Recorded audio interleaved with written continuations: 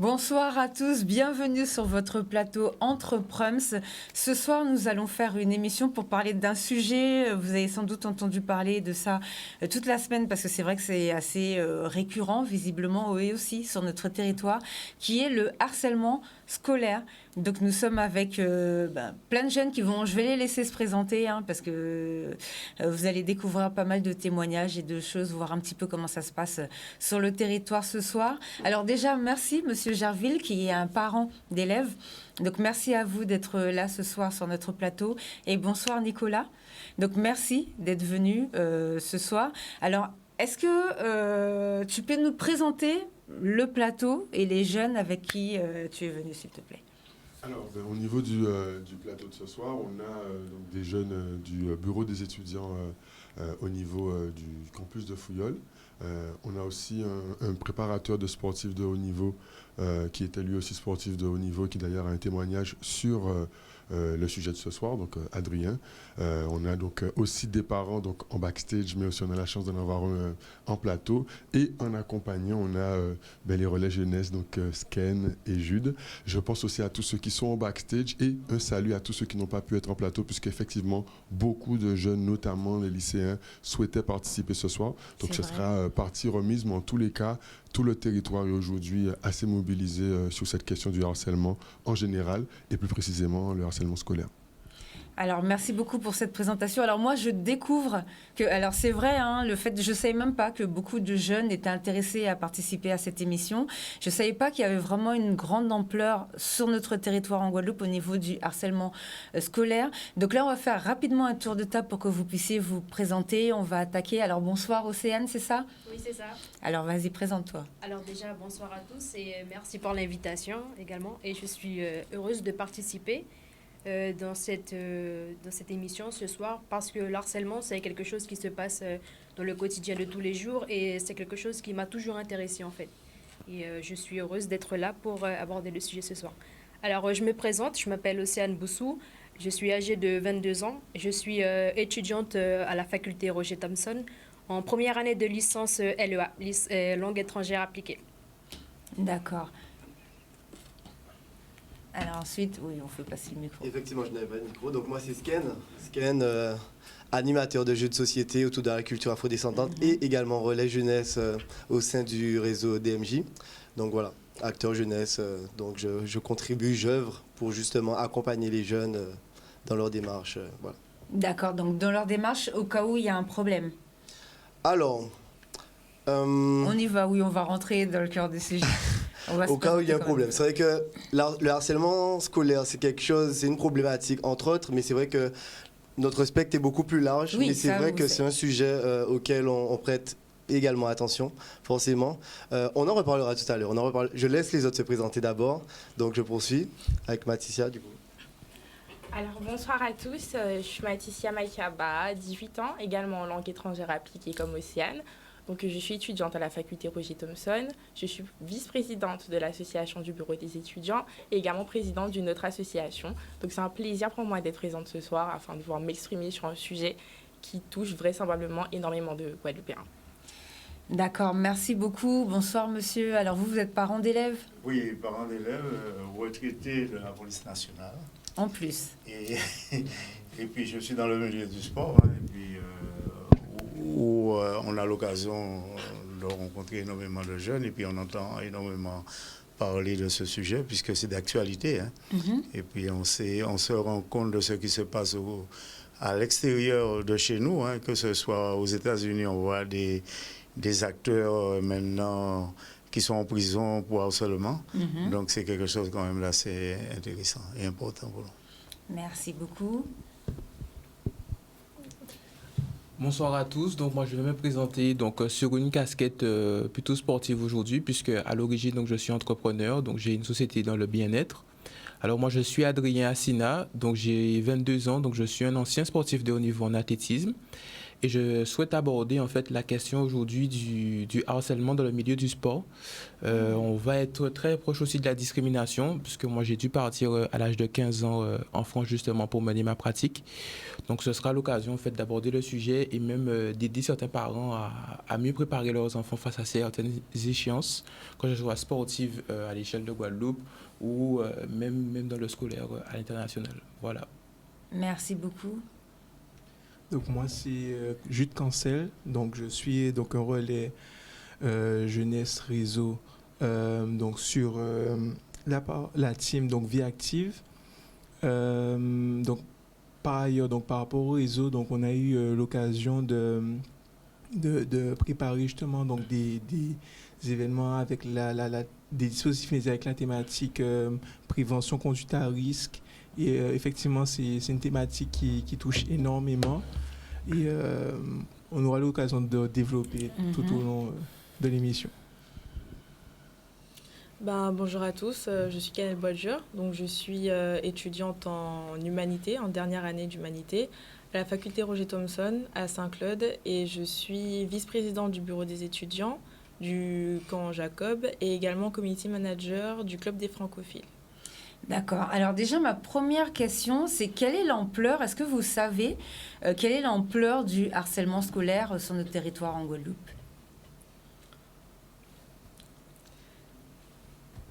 Alors, l'ampleur, je ne sais pas, mais je sais que d'expérience, ça commence en fait par des choses très anodines en fait. Par exemple, des moqueries, des petites blagues qui ont l'air innocentes, mais qui, au fil du temps, entre guillemets, dégradent l'estime de l'autre. Ouais. Et en fait, ça va très loin, très loin, très rapidement. C'est la récurrence, en fait. Les enfants ne se rendent pas compte qu'en fait, c'est pas un jeu. C'est ça le problème. C'est ça. Même les adultes également, puisque c'est eux qui transmettent aux enfants. Et c'est vraiment un cercle vicieux, en fait. C'est vrai qu'avant, on disait que les enfants étaient méchants entre eux, enfin que voilà, que c'était des petites blagues d'enfants. Alors, est-ce que vous avez des témoignages? Moi, je vais donner mon témoignage. Donc, j'ai dû partir de Guadeloupe, comme je disais, à l'âge de 15 ans. Je dirais, comme il l'a assez bien dit, tout c'est une histoire déjà de son estime personnelle. Donc, dès le moment où on a une estime personnelle, on peut subir des moqueries régulières en fonction de son niveau, en fonction des personnes. Moi, dans mon cas général, on est très proche aussi de la discrimination puisque je suis parti dans une pratique. Donc, j'ai été à Montpellier et j'ai été face à un public déjà qui a, on va dire, une très mauvaise image des Antilles, où on n'a que la culture de dire ah oui, aux Antilles, c'est la violence, c'est tout ça. Donc même les professeurs, je me souviens très bien lorsque j'ai eu ma rentrée là-bas en termes scolaires, j'ai toujours cette image du professeur qui dit à mes parents ah oui, ne vous inquiétez pas, même si votre enfant s'écroule scolairement, cela sera normal puisque le niveau scolaire en Guadeloupe étant plus inférieur à celui de la France. Et je me souviens aussi de la tête justement de ces mêmes professeurs après un trimestre lorsqu'ils se sont rendus compte que c'était moi le premier de la classe. Donc je dirais que les parents eux-mêmes aussi ont un grand rôle à jouer dans ça, dans l'estime, parce que moi je dirais que le harcèlement commence à la maison. Pourquoi je dis ça? C'est-à-dire qu'il y a des parents, ils ne se rendent pas compte. Moi, ça m'a sauvé, puisque moi, au contraire, ça m'a élevé, donc ça ne m'atteignait pas. Mais il y a des parents, par exemple, qui vont juste faire des remarques à l'enfant en lui disant « oui, mais tu fais jamais rien », ou de comparer les enfants entre eux. Et ça, c'est quelque chose qui est hyper nocif. Et moi, ce qui m'a sauvé aussi, c'est que par le sport à haut niveau, on a la possibilité d'avoir du coaching mental, donc c'est-à-dire d'aller voir soit un psychologue ou un neuropsychologue. Moi, je pense que tout le monde devrait y aller au quotidien, parce qu'il y a des fois, en fait, dans notre famille, on cultive, je dirais, des menaces des menaces de famille, très péjoratifs, des fois sur le poids ou même sur des commentaires anodins, comme je disais, juste dire à l'enfant qu'il ne fait rien. Donc si l'enfant, quand il sort de chez lui, en fait, il a déjà lui-même une estime très faible de lui, en fait. Donc quand un camarade va lui dire « Ah oui, mais t'es nul, t'es ci, t'es ça », puisque moi, je suis parti dans une épreuve où j'étais vraiment pas très fort, donc j'étais très très loin niveau classement jusqu'à devenir vice-champion de France. Donc pendant cette période-là, en fait, il a fallu lui faire face au regard des parents, faire face au regard des autres élèves et en plus pas en Guadeloupe. Donc ce qui m'a vraiment, ça forge malheureusement, mais dans la douleur, mais ce qui m'a vraiment aidé et que je conseille aux parents aussi, c'est qu'il faut renforcer le lien, selon moi, entre les parents et les enfants. Parce que souvent, tous les enfants qui vont passer à l'acte ou qui vont avoir même des pensées suicidaires, c'est surtout parce que déjà le tissu familial à l'intérieur est fracturé. Donc l'enfant va avoir que d'autres solutions que de dire bon, je peux plus, il faut que je termine avec cette situation, alors que finalement sa première écoute, ce sont ses parents, et c'est aussi là où en fait c'est le bagage qu'on doit se faire à la maison pour après en sortir. Voilà. Est-ce que vous avez d'autres témoignages ou d'autres choses, soit que vous avez vues quand vous étiez au lycée ou que vous avez connues? Non, pas particulièrement. Après, c'est vrai que, comme le disait Adrien, c'est vrai que même nous, en tant qu'élèves, on ne se rend pas forcément compte de la manière dont on interagit avec les autres. On disait qu'on les charriait. Exactement, puisque c'est vrai que, bon, moi j'ai cette appétence quand même à toujours penser aux autres et à me dire, mais attends, là, la situation est problématique. Ça, c'est quelque chose que j'ai eu à avoir dès le plus jeune âge, donc dès la primaire, même, je ne sais plus au maternel, mais en primaire en tout cas, je me rendais compte de certaines choses, même dans mes actions. Hein. C'est vrai que, un truc tout bête, une personne est isolée, on la voit seule, on la trouve un peu différente, et on commence à dire « Ah, machin, elle est bizarre » et tout ça. Et on voit la manière dont la personne prend les choses, et c'est vrai que moi, je faisais partie des élèves qui justement, on voyait les choses, on entendait d'autres. Et c'est vrai qu'au début, on prenait un peu de recul pour se dire « Ah, on se mouille pas ». Mais en fait, le truc, c'est que au bout d'un moment, j'ai pris conscience et je me suis dit « Non, je ne peux pas laisser comme ça ». Et j'allais systématiquement, quitte à être stigmatisé par rapport à ça, et dire « Ah, il est aussi bizarre, scan, voilà ». Voilà, donc moi, c'est vrai que ce que j'aurais à dire par rapport à ça, c'est qu'il faut aussi voir les choses. Il faut aussi se rendre compte de ce qui se passe. Il ne faut pas avoir peur d'être acteur pour justement œuvrer pour ne pas que ça continue dans cette lancée. Oui. Puisqu'il y a les harceleurs, il y a les harcelés, mais il y a aussi les autres qui voient la situation et qui restent un peu en dehors de tout ça. Oui, c'est ce qu'on appelle les suiveurs. Et c'est vrai qu'effectivement, c'est pour ça, tout à l'heure, on en parlera, le gouvernement a décidé de mettre en place une opération coup de poing. Donc, je ne sais pas si vous avez entendu, ils arrêtent carrément les élèves dans la classe pour déclencher une peur, en fait, chez les autres élèves qui fait que ceux qui suivaient ne suivront plus, puisqu'ils n'auront pas envie de venir se faire, comme on dit, soulever dans la classe par la police.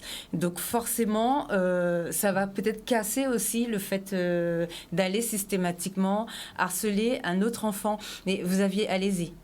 Oui, en fait, je voulais juste donner un retour d'expérience, puisque, donc, effectivement, comme Scan l'a dit, ça démarre depuis la maternelle, avec le côté « Ah, il ne faut pas jouer avec lui ». Et en fait, ça isole en fait l'enfant dès le début. Et l'inconvénient, c'est qu'il ne peut pas en parler à ses parents parce qu'il se dit « Bon, si, en fait, on m'évite, si on machin, c'est qu'il y a un problème. Donc, je dois faire quelque chose pour pouvoir changer ça. » Et le problème, c'est qu'il va grandir avec ça. Ça va le suivre au collège, au lycée. Et en fait, pour pouvoir vraiment avoir le déclic, il faut vraiment en fait qu'il puisse parler déjà avec des gens de confiance. Donc effectivement, le premier noyau dur, c'est la famille, mais c'est vrai que ça peut être compliqué. Donc par exemple, le fait de parler avec des professeurs également, ça peut vraiment en fait aider. Après, j'entends bien que c'est pas tous les professeurs qui ont une écoute. Oui. Mais en fait, c'est vraiment ça la clé, en fait. C'est vraiment de pouvoir parler de son mal-être et pouvoir, en fait, l'identifier pour pouvoir justement aller de l'avant et, entre guillemets, se créer une estime. Donc, créer de la valeur, se dire, OK, bon, je suis capable de ça, ça ne me représente pas, c'est juste le regard des autres. Et voici ce que je fais, voici ce que je sais faire, voilà.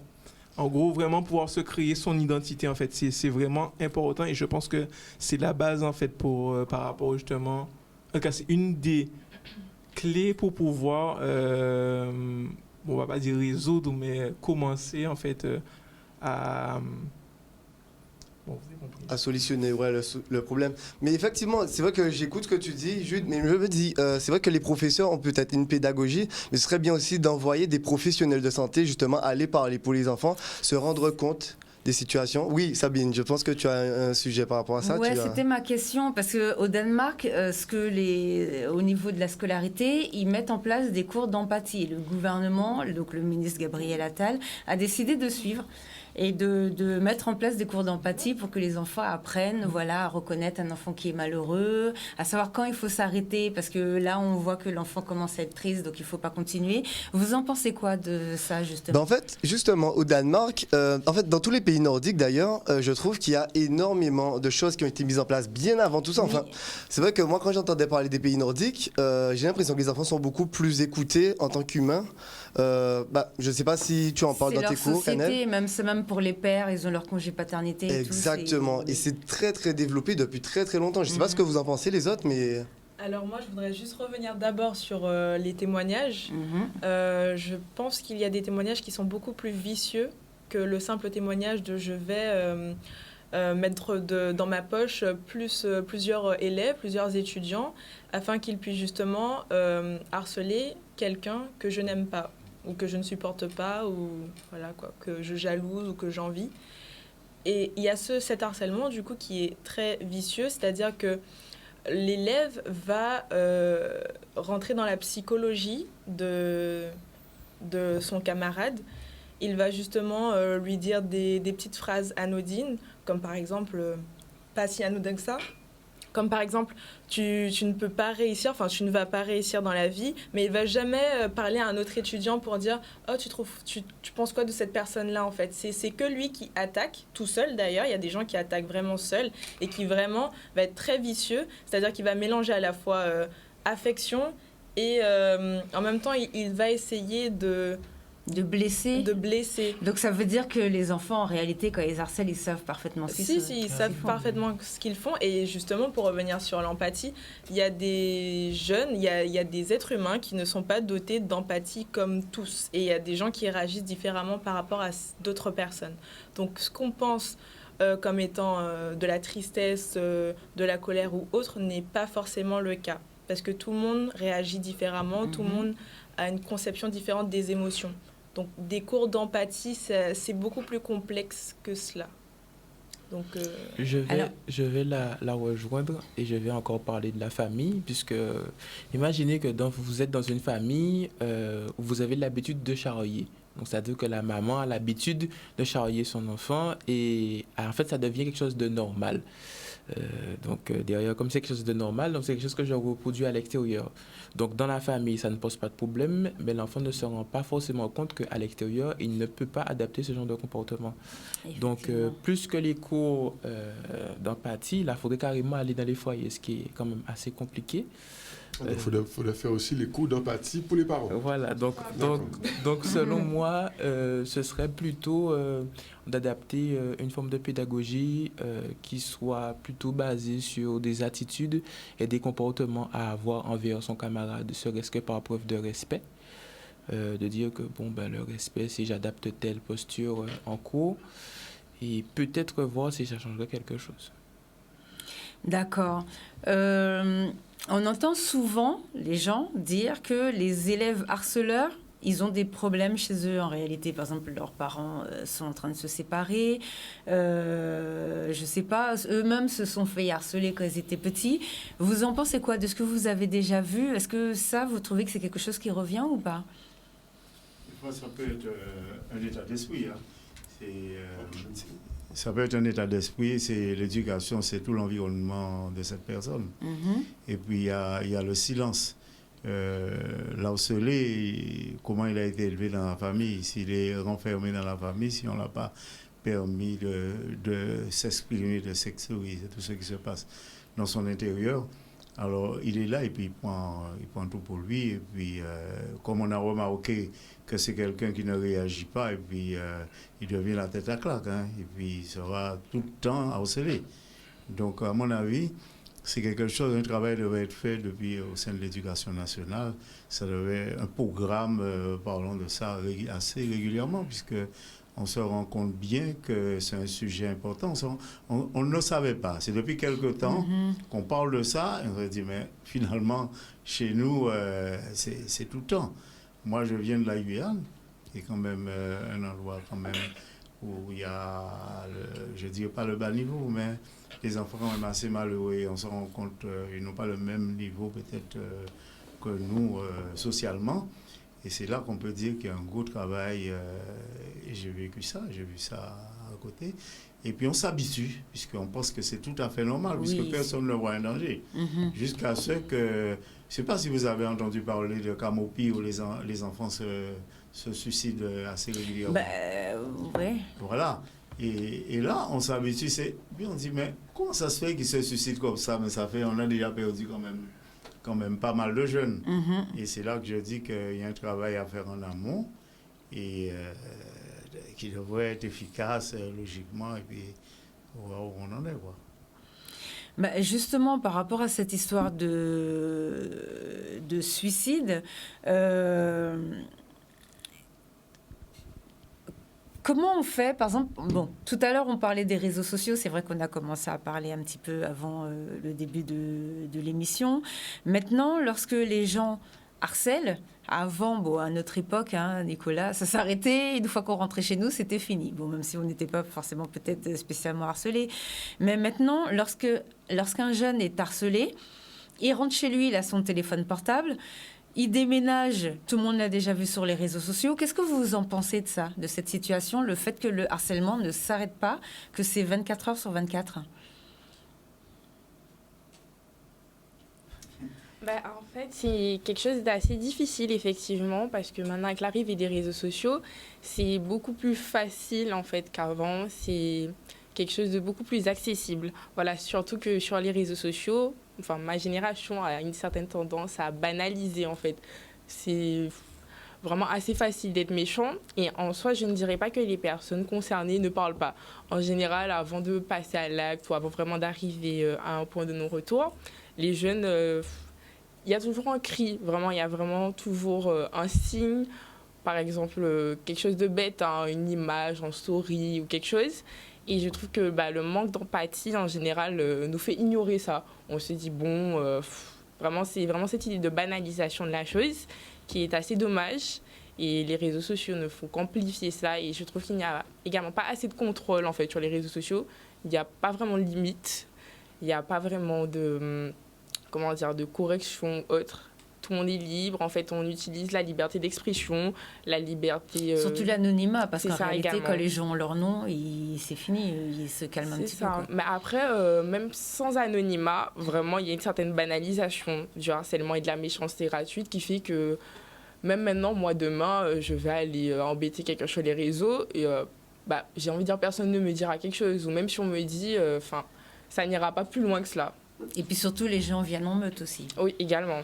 Donc ça, effectivement, c'est un problème supplémentaire. Là, on va lancer la publicité, mais avant, je voudrais en profiter pour rappeler que le jeune Nicolas, puisque après la pub, on va commencer à parler de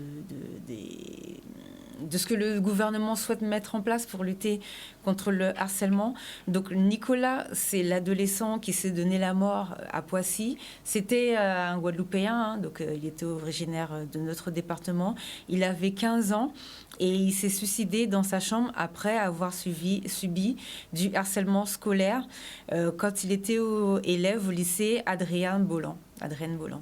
Donc, courage à la famille. Et c'est vrai que si on peut commencer à en parler, ne serait-ce que sur notre territoire, peut-être régulièrement aussi, de parler de ces sujets, mettre ces sujets dans la société afin que les parents parlent à leurs enfants. Donc ça, ce sera déjà une bonne chose de faite. On revient tout de suite après la pub.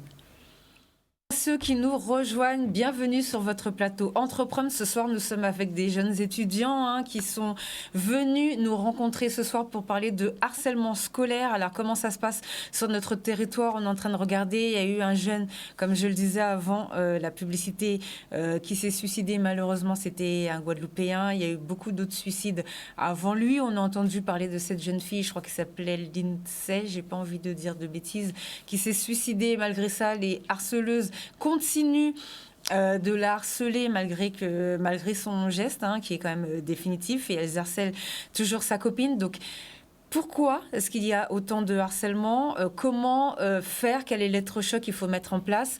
Donc, on était en train de parler avec nos jeunes un petit peu, Nicolas. Et justement, ce qu'on a eu comme retour, aussi bien au niveau des parents que de ces jeunes-là, on rappelle, une première piste, c'était de faire en sorte qu'il y ait aussi des dialogues à l'intérieur de la famille, puisqu'on considérait que c'est de là que beaucoup de choses partent. De problèmes partent. Des habitudes et des banalisations on va dire, de moqueries à l'intérieur de la famille, finalement se refont à l'extérieur. Et peut-être ces jeunes-là, ça, police-là qui est venue chercher, alors qu'en famille, il y a l'habitude de faire ça. Donc, parler à ces familles pour se rendre compte que désormais, il y a encore un danger supplémentaire à faire ce jeune-là garder l'habitude. Deuxième chose, c'était désacraliser le fait de voir un psy ou aller parler avec un professionnel. Oui, c'est normal, c'est bien, c'est intéressant. C'est pas les gens malades qui vont consulter. Au contraire, comme le disait le sportif de haut niveau qui est avec nous, qui s'occupe d'ailleurs des autres, finalement, c'est peut-être même l'occasion de reprendre une bonne habitude. On nous parler entre nous. Parfois, ce sera des profs, parfois, ce sera d'autres types de professionnels. Et il y a la batterie de toutes les mesures qui est en train d'être mise en place, dont certaines vont peut-être être utiles et d'autres inutiles, mais quoi qu'il arrive, qu'est-ce qu'on en fait? On disait tout à l'heure, par exemple, que sur les fameux cours d'empathie, que peut-être que ce ne serait pas que les enfants qui en auraient besoin, parce qu'apparemment, certains adultes, aussi bien dans le système en lui-même ou même les parents, seraient concernés. Mais pendant la pub, ils ont tellement parlé. Mais c'est ça, et pendant l'émission, j'étais timide, mais là, ils ont il y a pas mal... Je voudrais qu'on revienne justement à un sujet qu'on a abordé pendant la publicité. Alors, les mesures qui ont été mises en place par j'allais dire le Premier ministre, par le ministre de l'Éducation nationale, donc le nouveau c'est Gabriel Attal. Là, il y a eu un électrochoc, c'est-à-dire qu'il y a eu un premier élève qui a été arrêté directement dans sa classe. Alors, monsieur, vous qui êtes policier, est-ce que vous pouvez nous expliquer... Je ne suis plus policier, retraité. Alors, retraité de la police. Oui, alors, expliquez-nous... Je vous disais qu'auparavant, c'est-à-dire qu'on ne peut pas pénétrer comme ça un établissement scolaire tant que le chef d'établissement ne vous a pas donné l'autorisation. Voilà, donc là, le chef d'établissement était d'accord, donc il a dit à la police, allez le chercher. Donc, il y a tout un travail à faire en amont, et puis ce n'est pas facile, puisque vous savez qu'on est dans une société assez libérale, il y a énormément de garde-fous, et des fois, ça nous gêne. Et moi, je veux plutôt parler des parents qui sont complètement dépassés par les événements. Il faudrait le trouver parce que, par exemple, on peut avoir le gamin à la maison et puis on ne peut même pas lui parler. Il y a des parents, ça existe, et le gamin, c'est le shérif à la maison. Alors, comment que vous ne pouvez pas qu'il soit harceleur à l'extérieur? Ce qu'il faudrait, c'est que ces parents-là, ils aient un endroit où ils peuvent aller s'exprimer, c'est-à-dire peut-être voir un psychologue, je ne sais pas, même au sein de l'établissement scolaire, aller dire, moi, j'ai ce problème-là à la maison. Et je suis complètement dépassé, je n'arrive pas avec lui là, peut-être qu'on a même peur. Donc, c'est des choses qui existent aussi et il faudrait peut-être qu'on y pense. Alors, mais n'empêche, juste pour une autre question, toujours sur le même sujet, avant, lorsque ça se passait, le gouvernement retirait l'enfant. Mais aujourd'hui, le gouvernement n'a plus le moyen de retirer aucun enfant. D'ailleurs, les enfants qui retirent sont encore dans des situations plus catastrophiques. À 18 ans, ils sont à la rue, des fois, ils n'ont pas de diplôme. Donc, est-ce que vous trouvez qu'il y a une solution par rapport à un enfant, par exemple, que les parents n'arrivent pas à cadrer? Qu'est-ce qu'il faudrait faire? Comment faudrait le récupérer? Est-ce qu'il faudrait peut-être ouvrir les formations plus jeunes pour que l'enfant trouve un métier ou trouve une passion, un sport? Allez-y. Allez-y. Alors, je pense que En fait, pour l'enfant, pour l'éducation de l'enfant, il faut avoir un psychologue. C'est-à-dire qu'il faut avoir une sorte d'autorité sur l'enfant, mais également un moyen d'écouter les besoins de l'enfant. Pourquoi il fait ça? Est-ce qu'il se sent mal? Est-ce qu'il a des problèmes? Est-ce qu'il y a quelque chose qui ne va pas en lui qui fait qu'il agit de cette manière? Parce que c'est très important. Souvent, les personnes qui harcèlent, c'est parce qu'ils ont un mal-être en eux. Et c'est pour ça qu'ils le font. Ils ne se sentent pas bien, ils se sentent peut-être inférieurs à l'autre personne. Donc, il y a cet élément à prendre en compte. Donc, le parent, souvent, quand il entend cela de la bouche d'un professeur, il va se dire « Oh, ben en fait, mon enfant, c'est une mauvaise personne » et va complètement l'incriminer directement sans pour autant l'écouter. Donc, je pense que c'est important que le parent ait une position de mauvais policier et de bon policier en même temps, c'est-à-dire les deux pour aller dans la psychologie de l'enfant et justement, pour revenir à l'intervention directe des policiers dans les écoles, je ne suis pas forcément d'accord parce que là, l'enfant va complètement être sur la défensive, donc il ne va pas vouloir s'exprimer, ça va créer du buzz aussi. Et les autres jeunes vont également vouloir prendre part à cet harcèlement, parce qu'ils vont se dire « Ah, mais qu'est-ce qui se passe ?» Et directement, ils vont prendre part, se dire « Est-ce que je suis d'accord? Est-ce que je suis pour? Est-ce que je suis contre ?» Donc voilà. Non, mais on peut faire, il y a possibilité de faire quelque chose, c'est-à-dire de temps en temps de faire venir un policier pour parler avec les enfants.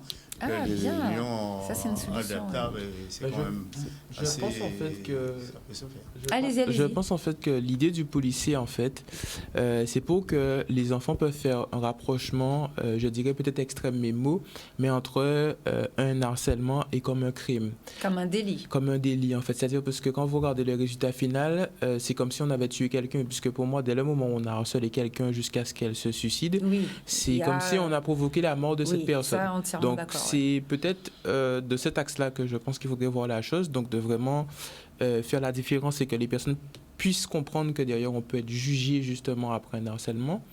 Mais pour moi, pour revenir aussi et rebondir sur ce que disait Canel, pour moi, l'un des axes aussi pour aiguiller les enfants qui ont justement des fois des problèmes en famille, ce serait le sport.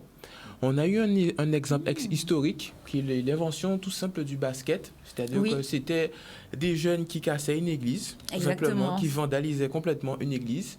Ce prêtre en a eu marre un jour et c'est parti d'un panier, donc un panier en oseille, le panier de base. Donc je pense qu'il serait logique de donner une place peut-être plus importante au sport, peut-être des sports de combat. J'ai eu, par exemple, dans le milieu des entreprises, il y a par exemple la boxe-thérapie, donc c'est une nouvelle pratique qui est en train de se développer. Donc on va faire des cours de boxe d'initiation, où on va avoir cet aspect de l'impact, de se dépenser. Et finalement, peut-être que les mauvaises ondes, tout ce que peut-être un jeune aurait voulu être déposé sur quelqu'un d'autre, mais finalement le dépose dans sa pratique sportive. Il va les évacuer. Donc, et c'est vrai que le sport, c'est une colonne vertébrale. Hein. Ça donne beaucoup. Par exemple, on apprend le respect, justement. On apprend à jouer en équipe, à travailler avec, à respecter l'adversaire, à respecter les autres équipes. Effectivement. Alors, juste pour revenir sur les dispositifs qui peuvent être en place, il n'y a pas seulement le sport, il y a aussi l'art, donc tous les types d'art. Donc s'exprimer, exprimer sa souffrance, sa douleur, c'est également un moyen de combattre le harcèlement. De combattre le harcèlement. Par rapport aux parents, là, est-ce que vous trouvez que c'est un électrochoc pour les parents? Vous, en tant que parent, vous apprenez que la police débarque dans la classe comme ça et prend un enfant. Est-ce que vous pensez, comment vous auriez réagi? Est-ce que vous pensez que c'est un électrochoc? Moi, je dirais que, autant que parent, je pense que ça aurait été un choc, évidemment, parce que actuellement, si c'est son propre enfant, effectivement, qui est l'harceleur en question, on se dit, mais à la maison, il n'est pas comme ça. C'est souvent ça. À la maison, il est calme, il est gentil avec tout le monde, il s'entend bien avec tout le monde et tout ça. Parce que les parents ne savent pas tout. Et l'enfant en question ne parle pas non plus, vu que lui-même, il cache tout, en fait. Il garde tout pour lui, donc il va pas s'exprimer. Et même s'il s'exprime, peut-être qu'on ne va pas le comprendre ou on va prendre à la légère tout ce qu'il dit, en fait. Et je pense que les parents en question vont se poser beaucoup de questions aussi. Ah, mais oui, pourquoi tu as fait ça? pourquoi la police t'a arrêté ou pourquoi ça s'est passé d'un coup, qu'est-ce qui s'est passé et tout ça. Les parents, effectivement, vont se poser beaucoup de questions, mais l'enfant aussi va se poser des questions parce que lui, autant qu'harceleur, et la victime aussi, parce que je me mets toujours à la place de la victime et aussi de l'harceleur. Je me dis, mais moi-même, qu'est-ce que je fais? Je suis là, j'ai harcelé quelqu'un parce que je me sens mal sur moi-même. Je me sens pas moi-même actuellement. J'ai quelque chose renfermé sur moi et que je veux évacuer tout ce que j'ai en fait, mais je ne sais pas comment faire. Alors je vais m'en prendre à la personne inférieure à moi, plus faible. Parce que moi, j'ai vécu une expérience similaire quand j'étais à l'école, début collège, parce que j'ai changé d'établissement et tout ça. Et bon, c'est pas pour des raisons d'harcèlement, mais j'ai eu des problèmes personnels, donc du coup, j'ai dû changer d'établissement et tout. Donc, j'ai vu déjà dans ma classe, comme j'étais la seule étrangère en quelque sorte de ma classe, donc je restais toujours dans mon coin. J'étais toujours accompagnée de mon livre ou avec mes écouteurs, toujours. Et je pense qu'en fonction de ma personnalité, les filles de ma classe sont venues directement sur moi. Donc, c'est comme si elles se sentaient supérieures à moi ou je ne sais pas. Parce que moi, personnellement, je n'ai pas donné de raison à personne de me détester ou quoi que ce soit. Parce que moi, j'étais toujours une bonne élève. Je faisais tout ce qu'il fallait parce que moi-même, je voulais réussir. J'étais là pour réussir. Et tu vois. Et du coup, j'ai vécu ça et ça a continué au lycée aussi quand je suis oui, parce qu'après, les enfants changent, voilà. Ils grandissent ensemble. Hein, et comme vous avez précisé tout à l'heure, avec les réseaux sociaux aussi, et surtout maintenant que ça a beaucoup développé, les réseaux sociaux, donc tout le monde voit tout le monde, même si c'est anonyme, on va toujours savoir que c'est toi. Il y a tout ça aussi qui se passe aussi. Et bon j'ai continué à vivre avec ça et tout. Donc, le lycée, on va dire que c'est en quelque sorte une période plus difficile, voilà, plus compliquée parce que les élèves sont déjà un peu plus âgés et tout. Et comme tu les vois physiquement aussi, qu'ils sont plus gros, ils sont plus forts, donc tu te dis, ouais, ils sont balèzes, tu n'as aucune chance contre eux, donc tu vas te laisser faire. Et tout, et tu vas garder tout ça pour toi. Et même si tu en parles à un prof, ou même avec le directeur ou le principal, on va toujours te surveiller. On va toujours te surveiller, on va te dire, ah ben oui, on sait que tu es allé voir un tel, que tu as parlé ceci et tout ça, voilà. Et puis, il y aura toujours des conflits. Même si à l'intérieur de l'établissement comme à l'extérieur de l'établissement, il y aura toujours des conflits. Par exemple, que quand tu sors, tu es tranquille, et puis quand tu vas à côté de chez toi, ben, ils sont juste à côté, ils t'attendent. Il y a toujours des conflits comme ça aussi. Et je pense que, en tant que parents, les parents doivent être plus présents comme pour l'enfant, comme a précisé Adrien. Mais aussi, c'est tout le monde qui doit être présent, en fait, comme l'enfant, que les parents, les psychologues, les profs, tout le monde. Vas-y. Ah oui, donc je voulais juste rajouter, en fait, par exemple, le fait par rapport aux parents, justement, donc le fait alors par exemple, actuellement, je sais que j'ai peur de parler, de me confier à mes parents. Ça a toujours été depuis tout petit et tout. Et je voulais juste dire aux parents, en fait, de faire attention à ça, en fait, de ne pas laisser se créer une distance entre vous et vos enfants, en fait. Parce qu'en fait, l'enfant, il veut se confier, il veut dire ses problèmes. Il ne sait pas comment aborder en fait, c'est même pas qu'il ne sait pas comment aborder, c'est que l'attente des parents est telle... par rapport, en fait, le regard que l'enfant a et que les parents attendent un certain standing. Quelque chose de lui. Voilà. Et alors ça, c'est le truc, il ne faut pas faire ça. Hein. Moi, je vous dis, moi, personnellement, avec les enfants, laissez les enfants être eux-mêmes, s'il vous plaît. Déjà, ça vous évitera les crises d'adolescence, vous allez voir. Ils ne feront pas de crise d'adolescence s'ils sont eux-mêmes depuis petits. Après, moi, je souhaiterais rejoindre Jude sur ce qu'il a dit. Même quand il n'y a pas forcément cette idée de pression ou d'autres attentes, parfois, on a une communication qui, je dirais, existe, mais n'est pas forcément efficace, dans le sens où on est en bon terme avec ses parents, on ne peut rien leur reprocher, mais on n'a pas cette relation de confidence ou de réel. Voilà, c'est quelque chose... C'est une relation sur ses parents, mais c'est à la fois assez superficiel. Et malheureusement, dans ce type de cas, on ne peut pas vraiment se confier aux autres. Donc, ce serait vraiment de travailler la communication, mais la communication efficace. Pas juste dire « Ah, t'as fait quoi aujourd'hui? T'as mangé quoi ?» Non, vraiment rentrer dans les détails. Travailler sur les émotions également, parce que je trouve qu'en particulièrement en Guadeloupe, puisque je connais la Guadeloupe, j'ai parlé de la Guadeloupe, on ne parle pas assez des émotions. Vraiment, c'est quelque chose de... On a une espèce de fausse pudeur, oui, c'est ça, parce que quand c'est pour faire les chansons bouillantes, exactement, là on est dedans. Exactement, donc il faudrait désacraliser. Ouais. Et pareil pour le fait d'aller voir un psy, parce que vraiment, en Guadeloupe, tu dis que tu vas voir un psy, c'est vraiment associé aux problèmes, au fait d'être fou, etc. Et c'est assez problématique, parce qu'en soi, nous, en tant qu'enfants, quand on entend ça, on n'a pas envie d'en parler, on est toujours dans le bon. Les discussions, c'est d'habitude, bon, ça va, j'ai mangé quoi aujourd'hui, et on reste dans ce schéma-là. Et le jour où ça va pas, on en fouille, on garde. Et je voulais également rejoindre Océane quand elle disait que c'est assez choquant pour les policiers qui rentrent exactement dans la classe. Je trouve que c'est assez excessif. Voilà, parce que comme le disait monsieur l'ancien policier tout à l'heure, il faut l'accord du chef d'établissement. Et dans ce cas-là, je me dis que le chef d'établissement aurait pu faire quelque chose avant, comme par exemple convoquer les parents de l'harceleur. Et c'est quelque chose qui revient assez souvent, parce qu'en général, déjà, en Guadeloupe, beaucoup de personnes sont témoins. Donc, en général, tout le monde a déjà connu quelqu'un qui s'est fait harceler ou a déjà vu, etc. Et moi, j'ai jamais vu un adulte réagir. Voilà, que ce soit surveillant, professeur ou autre. Il y a ce manque de réaction, il y a une certaine lâcheté face à ça. D'où ma prochaine question. Est-ce qu'il faudrait pénaliser les parents, par exemple, sur, je sais pas, moi, s'ils touchent des allocations, on sanctionne sur un mois les allocations, pour qu'eux aient une réaction? Parce qu'on entend bien souvent... Alors, il y a deux choses. Il y a l'histoire avec, malheureusement, Nicolas, où lui, ses parents avaient fait un courrier au rectorat.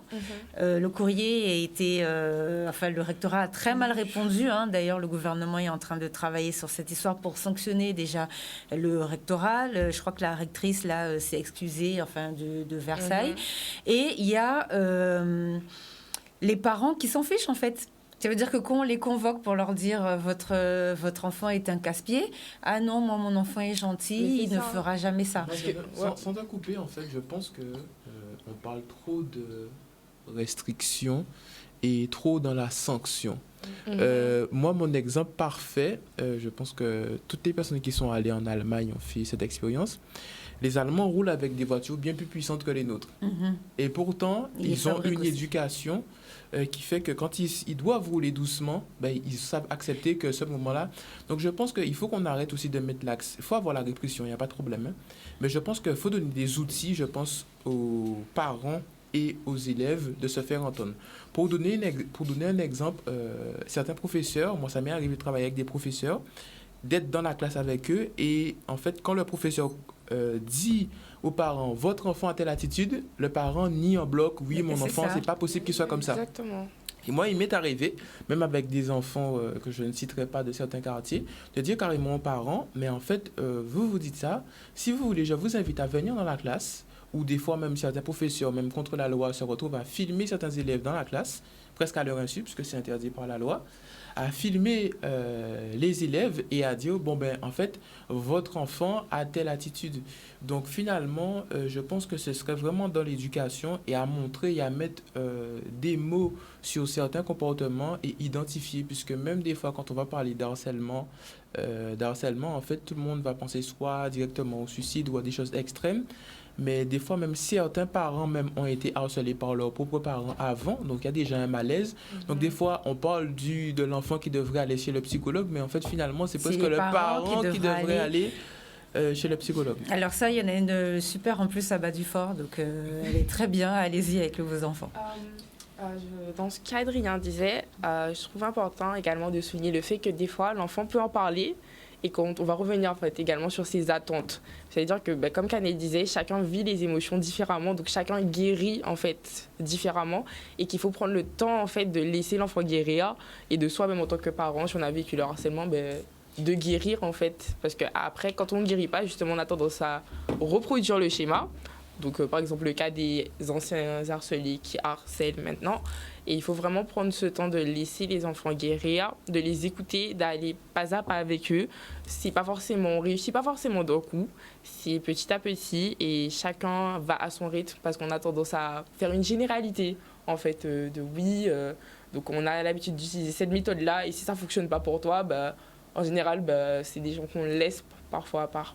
Oui, du coup, je pourrais revenir sur l'écoute parce qu'en fait, je pense que cette répression des émotions, ça vient de l'esclavage. C'est-à-dire que souvent, les anciens vont dire « Oh, si tu as telle émotion, si tu exprimes telle émotion, c'est parce que tu es faible, tu es une mauviette. » Et c'est souvent dû à l'esclavage parce que durant l'esclavage, les esclaves ne pouvaient pas exprimer leurs émotions. Et souvent, quand ils exprimaient leurs émotions, ils étaient battus, fouettés, mis de côté. Tu n'es pas un travailleur, tu n'es pas quelqu'un de fort, robuste. Et même, il fallait quelqu'un de potomitant. Même les femmes n'ont pas pu exprimer leurs émotions.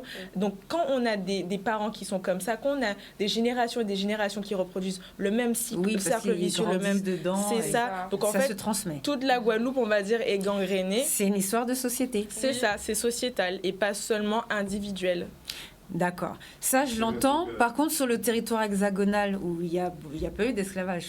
Donc, pourquoi eux, c'est quoi leur problème? Est-ce que c'est pas... alors, toujours une histoire de société, mais sur l'apparence. A eu le même antécédent. C'est juste qu'ils l'ont eu de notre pays. C'était la période de Vichy, la période d'occupation allemande. Je ne pense pas que ça a un rapport avec les Allemands. Est-ce que c'est pas plutôt un rapport avec, par exemple, le physique? On entend beaucoup que les gens harcèlent sur la grosseur. Par exemple, ah, t'es trop grosse, ah, t'es trop maigre, ah, t'es trop... je sais pas moi, t'es trop grande, t'es rousse, voilà, par rapport, exactement, par rapport aux normes de beauté. Qu'est-ce que vous en pensez? Est-ce que ça et parce que là, ce qui s'est passé pour le dernier enfant, là, celui où la police est venue le chercher, lui, c'était des menaces de mort par rapport à la sexualité d'un autre enfant qu'il avait fait. Donc, c'est tout ce qui est physique et la sexualité. Donc, qu'est-ce que vous en pensez de ça? Est-ce que c'est trop tabou dans notre société et que, du coup, les parents, ils n'osent pas en parler à leurs enfants comme si c'était... Est-ce qu'il ne faudrait pas peut-être faire une formation pour les parents, de temps en temps, les faire revenir et puis être assis avec des psychologues, je ne sais pas moi, des formateurs, former les parents. Puisque lorsque vous voyez qu'un parent, il a du mal à s'exprimer devant son enfant, ça mérite aussi une formation. Peut-être que le parent a peur. Et peut-être devant des spécialistes, on serait assis là, une vingtaine de parents, ou même une cinquantaine de parents, avec des spécialistes, et leur expliquer, voilà tel comportement que vous devez avoir avec vos enfants. Parce que tout le monde pense, comme ça a été dit, que mon enfant, il est bien, tout compte fait. Oui. Il ne fait pas de bêtises. Mais peut-être si on a un langage à la maison, pour décoder, afin de le faire s'exprimer. Peut-être il dira, ouais, ben, tout compte fait, je fais des conneries lorsque je suis à l'extérieur, mais ici, je suis bien. Mais c'est ça. C'est pourquoi je dis qu'il faudrait peut-être une formation pour les parents, peut-être. C'est ça qu'il a. Je sais par exemple qu'il y a des espaces, comme par exemple la maison des adolescents, il y a aussi... la maison des parents aussi, dans des communes, on commence à mettre ça en place. C'est ça. Ou encore, je sais que les centres sociaux aussi, je sais que eux, en fait, ce sont des espaces qui sont configurés pour justement permettre le dialogue entre parents, enfants.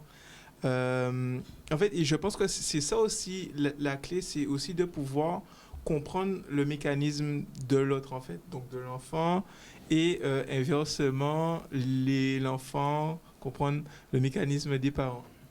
Alors, moi, j'ai une dernière question. Est-ce que vous savez définir les limites, enfin, à quel moment ça devient du harcèlement? À quelle récurrence, à quel moment on bascule? Parce que des fois, deux enfants peuvent se battre. Moi-même, je me suis beaucoup battue à l'école. Pourtant, ce n'était pas du harcèlement. Donc, comment on fait? Est-ce que vous savez définir à quel moment ça bascule et ça devient du harcèlement? Alors, moi, déjà, je dirais que moi, personnellement, ça a commencé quand comme j'étais nouvelle. Logiquement, quand tu es nouvelle ou nouveau dans la classe ou même dans l'établissement en question, il y a toujours des regards sur toi, en fait. Les personnes vont commencer à parler et tout ça. Bon, limite, commencer à parler, c'est ça, on va dire que c'est normal. Tu es nouvelle, oui, tout le monde ne te connaît pas encore, tu es de l'étranger, tout ça, ok. Mais si les regards se font plus fréquents... C'est insistant. Voilà, il y a ça aussi. Et après, ça commence à avoir un effet déjà sur la personne en question, sur la victime. Parce que tu te dis, ouais, tout le monde me regarde, on parle de moi, on commence à rigoler et tout ça. Et je pense que c'est de là qu'il vient déjà le fait d'être harcelé déjà. De l'harcèlement. Voilà, parce qu'après, ça commence avec le physique. Et ça, tout ça, ça reste dans la tête. Ça reste dans la tête et toi-même, tu te renfermes sur ça. tu te renfermes sur ça et après, ça devient de plus en plus fréquent et après, quand tu vois, c'est trop tard. C'est ça qui pousse beaucoup de jeunes, beaucoup de victimes en question vers le suicide, justement, parce qu'ils se disent « Ah oui, j'ai déjà parlé, j'ai déjà fait plusieurs choses, j'ai parlé à un psychologue, à mes parents, à un prof, quelque chose, mais voilà, et ça n'a rien changé à la situation pour la victime en question. Donc, c'est ça qui pousse les jeunes au suicide, en fait. Et moi, ce que je voudrais rajouter rapidement, c'est que pour répondre à la question, je pense qu'on est aujourd'hui, au moment où on parle, on est en permanence au bord de la rupture, y compris les personnes pour qui ça ne se voit pas, puisque la pression est telle sur chacun d'entre nous.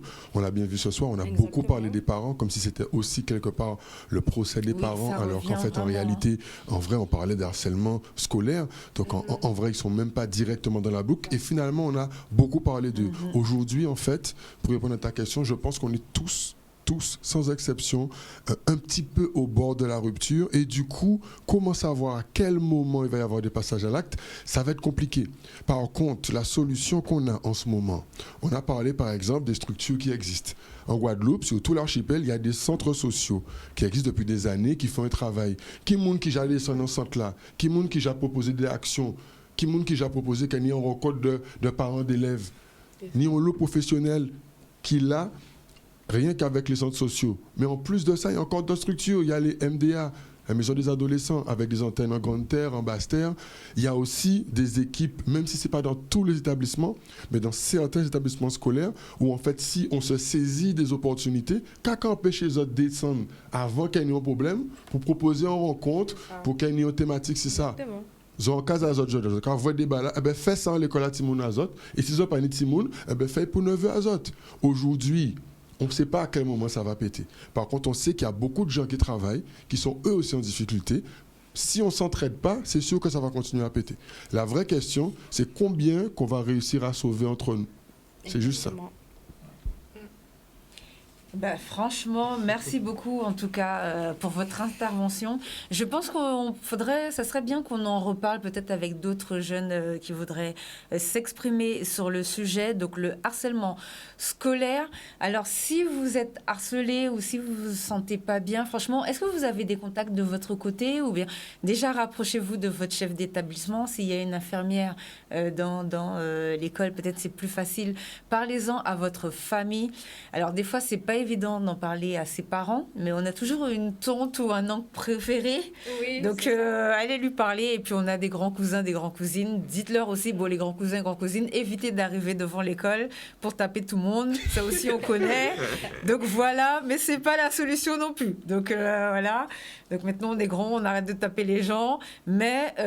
écoutez vos neveux, vos nièces et essayez de le sortir de la situation. Et c'est vrai que c'est pas forcément évident. On voit que les parents, des fois, essayent de prendre le sujet et puis essayent de régler eux-mêmes le problème. Donc, ne vous tapez pas entre vous, s'il vous plaît. On a vu une dame qui est partie taper un enfant. Là, c'est passé ça aussi aux informations. Donc, c'est devenu un petit peu du n'importe quoi. Est-ce que vous avez un mot très rapidement, 30 secondes pour la fin? Qui veut prendre le mot de la fin? Moi, je pense que le plus important, c'est l'écoute, la communication, l'entraide et vraiment, justement, entrer dans les centres mis à disposition pour les jeunes, mais également les parents. Et c'est vraiment le plus important, vraiment voir à quel moment on a cette limite, cette rupture où on ne se sent pas bien mentalement, physiquement, psychiquement parlant et même psychologiquement parlant. Donc, en parler avec quelqu'un qui est à l'écoute, justement. D'accord, eh bien, merci à tous de nous avoir suivis. À la semaine prochaine. Bon week-end à tous. Au revoir et merci de votre présence ce soir. Merci au revoir.